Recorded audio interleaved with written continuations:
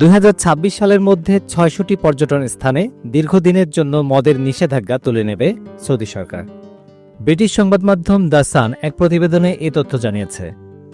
প্রতিবেদনে বলা হয়, অতি সংরক্ষণশীল দেশটি 5 তারকা হোটেল, বিলাসবহুল রিসোর্ট এবং প্রবাসী বান্ধব কম্পাউন্ড সহ লাইসেন্সপ্রাপ্ত স্থানে ওয়াইন, বিয়ার এবং সিডার বিক্রির অনুমতি দেবে।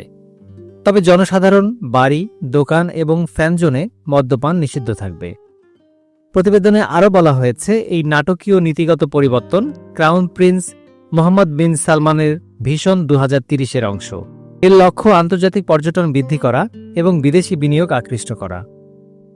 কর্মকর্তারা আশা করছেন, নিয়ম, সিন্দালা দ্বীপ এবং লোহিত সাগর প্রকল্পের মতো জমকালো এলাকায় নিয়ন্ত্রিত অ্যালকোহল বিক্রি দেশটিকে সংযুক্ত আরব আমিরাত এবং বাহরাইনের মতো উপসাগরীয় প্রতিদ্বন্দ্বীদের সাথে প্রতিযোগিতায় সুবিধা দেবে, যেখানে পর্যটন অঞ্চলে মদ্যপান ইতোমধ্যেই বৈধ রয়েছে।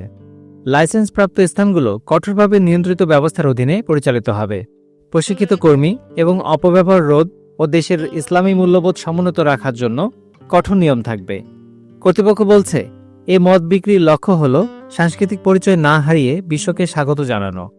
বিশ্ব পর্যটন মানচিত্রে সৌদি আরবকে এটি প্রগতিশীল অথচ সম্মানজনক খেলোয়াড় হিসেবে স্থান দেওয়া। এই পরিকল্পনাটি 2026 সালে কার্যকর হওয়ার কথা রয়েছে।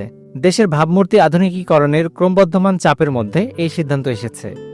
সৌদি জোর দিয়ে বলেছে, কেউ আইনের অপব্যবহার করলে তাকে দ্রুত পরিণতির মুখোমুখি হতে হবে। মদ বিক্রয় কেবলমাত্র নিয়ন্ত্রিত পরিবেশে হবে।